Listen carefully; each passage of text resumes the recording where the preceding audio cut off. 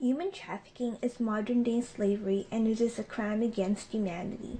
According to the United Nations Office on Drug and Crime, human trafficking is the recruitment, transportation, harboring, or taking of persons by means of threat, force, coercion, abduction, fraud, or deception for the purpose of exploiting them.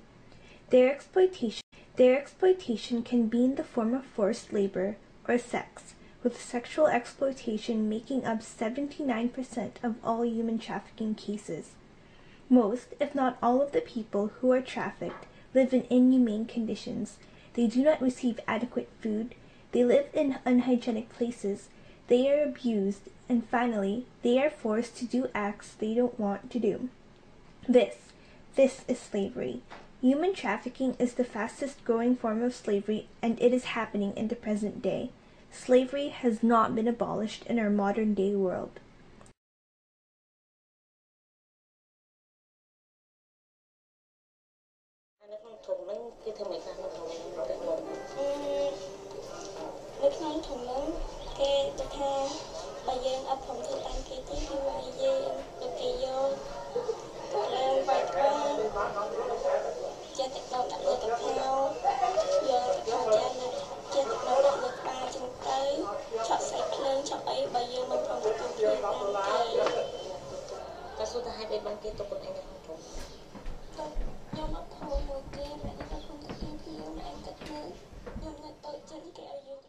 The life and dignity of the human person and the rights and responsibilities of a person are violated when humans are being treated as slaves. Human trafficking treats their victims as mere commodities, items to profit from.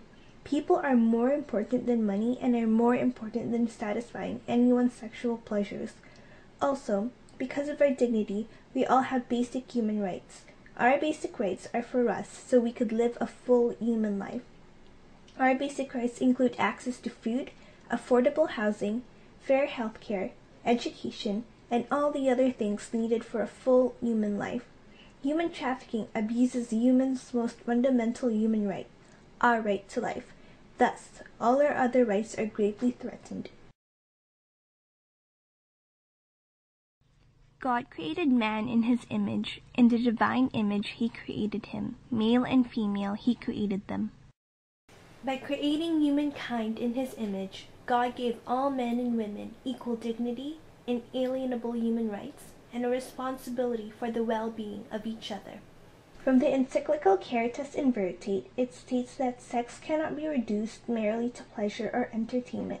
Sexuality needs to be acknowledged and responsibly appropriated not only by individuals, but also by the community. It is irresponsible to view sexuality merely as a source of pleasure. Ultimately, we are all brothers and sisters. It is our responsibility as the children of God to abolish slavery.